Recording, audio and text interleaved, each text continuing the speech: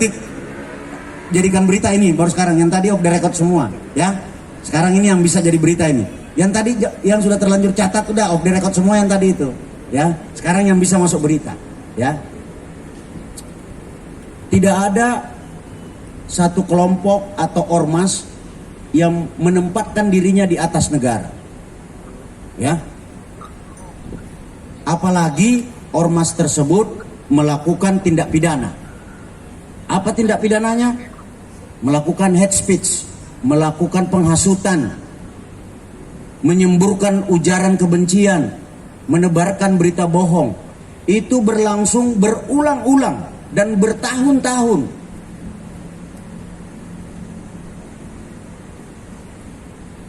Di samping ini merupakan tindak pidana, ini juga dapat merusak rasa nyaman masyarakat, ya, dapat merobek-robek kebinekaan kita, ya, karena menggunakan identitas sosial, apakah suku atau agama. Nggak boleh.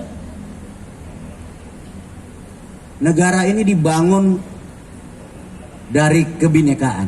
Nah ini yang, jadi saya harus melakukan penegakan hukum yang tegas terhadap model seperti ini. Nggak ada gigi mundur, maju terus, ya. Karena kalau mau Jakarta aman, yang model begini harus kita selesaikan. Ya kan pasti teman-teman nanyanya soal itu, pasti nanti ujungnya soal itu kan. Nah saya jelaskan ini. Jadi kalau Polda Metro Jaya menangkap, memproses hukum kelompok atau siapapun, maka itu. Karena negara ini butuh keteraturan sosial, social order, ya. Kita butuh keteraturan sosial, kita butuh ketertiban sosial, ya. Adalah tugas Kapolda untuk menjamin yang namanya ketertiban dan keteraturan sosial tersebut, social order, supaya masyarakat bukan hanya merasa aman, tapi dia juga merasa nyaman, ya. Yang kedua, supaya iklim investasi ini bisa hidup, ya. Economic development need law and order. Jadi pembangunan ekonomi ini butuh kepastian hukum dan butuh keteraturan, butuh ketertiban, supaya kita bisa investasi bisa datang. Nah, itu. Jadi hukum harus ditegakkan. Yang berikutnya yang teman-teman harus pahami, yang namanya kenapa kerumunan ini harus ditegakkan hukumnya. Saya memberi contoh sederhana, ya. Ada satu perampokan disertai pemerkosaan sehingga menyebabkan terbunuhnya satu keluarga. Respon sosial Anda, reaksi Anda terhadap kasus ini pasti kan luar biasa. Kasihan melihat berdarah-darah, sadis. Pasti pemberitaannya bisa berseri-seri itu di media. Raja tega.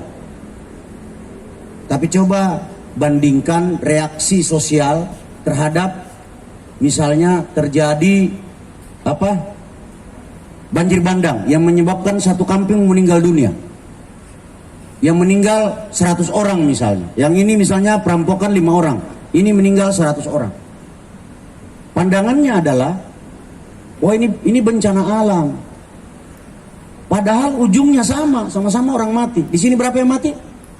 5. Di sini yang mati berapa? 100. Di sini ada kerusakan lingkungan nggak? Nggak ada. Di sini lingkungan rusak, ekosistem rusak. Sama dengan kerumunan, ujungnya sama-sama mati. Di sini mati 5, di kerumunan sampai saat ini udah berapa jumlah korban meninggal dunia COVID-19 DKI Jakarta? Ada yang tahu?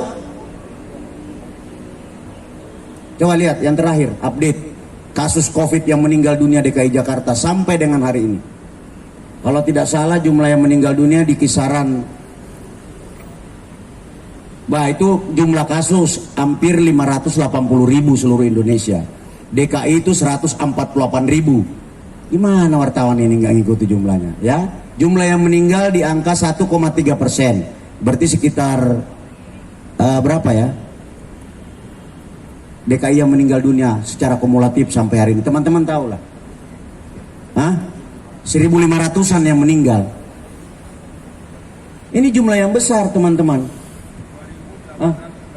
2.883 ya mortality, angka kematian sekarang di Jakarta. Mortality rate-nya itu sekitar 1,3%. Setiap hari di Jakarta berarti ada yang meninggal dunia sebanyak 3 atau 4 orang, bahkan lebih. Apa yang terjadi, saudara-saudara? Perasaan kita merasa biasa-biasa saja, padahal ini mati nih. 2.800 orang meninggal nih. Coba ada kasus 365. Jadi tolong, ini mindset kita harus kita rubah. Nah, kalau kita terus membiarkan terjadinya kerumunan, itu namanya, kata Mendagri nih, membiarkan kita saling membunuh. Membiarkan kita saling membunuh. Jadi mengapa pelaku pelanggaran terhadap undang-undang yang menyangkut protokol kesehatan itu kita harus tindak tegas? Yaitu karena resikonya, bahayanya begitu besar. Mata rantai penularan COVID masih terjadi, ya. Positivity rate Jakarta hari ini masih di angka 9,5, ya. Jadi kalau kita mengambil sampling 1.000 orang atau 100 orang, maka masih ada 9,5% yang kemungkinan besar positif. Saya belum tahu rate of transmission Jakarta hari ini berapa. Apakah di bawah 0, di bawah 1 atau masih di atas 1. Ya, kemarin sih saya lihat masih di atas 1. Artinya kemungkinan terjadinya penularan itu masih ada. Jadi salah satunya cara adalah menghindari kerumunan.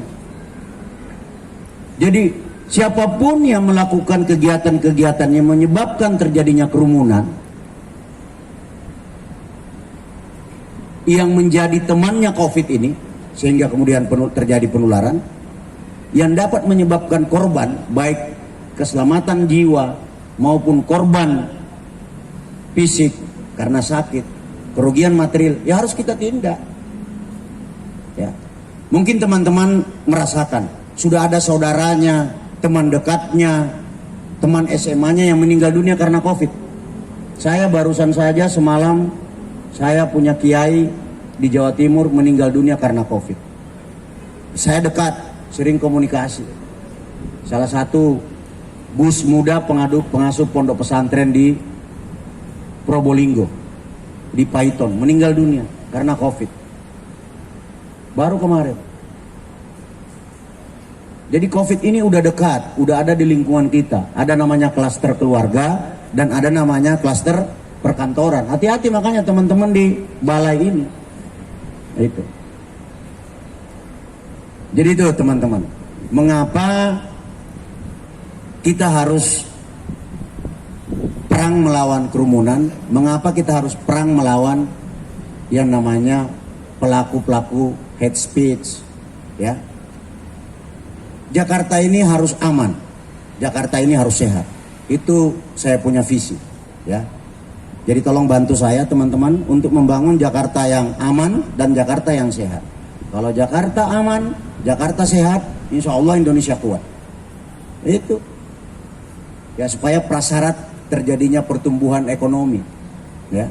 Biar presiden dan pemerintah fokus menjalankan roda pemerintahan untuk membawa kita lebih maju, untuk menjaga kita dan membawa kita keluar dari pandemi COVID-19. Jadi itu. Polda Metro Jaya murni melakukan penegakan hukum. Siapapun yang melakukan tindak pidana yang mengganggu social order ini pasti kami tindak. Ya. Perangai-perangai seperti ini kan, tabiat-tabiat seperti ini kan sudah lama masyarakat minta dihilangkan. Saya kasih contoh, di RW Anda, di kampung Anda ada preman. Udah preman dia, bandar narkoba dia, terus sewenang-wenang sama masyarakat di kampung itu. Terus polisinya tidak berdaya, aparat keamanannya tidak berdaya, masyarakat juga takut, tidak berani melawan, karena preman ini merasa dirinya di atas daripada masyarakat itu, di atas hukum yang berlaku di masyarakat situ. Bagaimana perasaan Anda kira-kira? Pastikan mau teriak tapi takut nanti datang kita dianiaya, takut nanti datang kita dikeroyok, takut nanti datang keluarga kita diganggu, diancam. Tiba-tiba ada sosok satu orang namanya Gajah Mada datang, kemudian berantem sama ini preman ini terbunuh. Kira-kira masyarakat ini senang nggak? Pasti senang, terbebas dari narkoba, terbebas dari premanisme, terbebas dari caci maki, hate speech yang dilakukan oleh preman kampung ini. Nah, kan kita, dan ini preman ini sudah lama dia menganiaya, mengancam warga di situ. Dari semenjak tahun 98 misalnya preman itu ada di situ di kampung itu. Sampai sekarang 2020.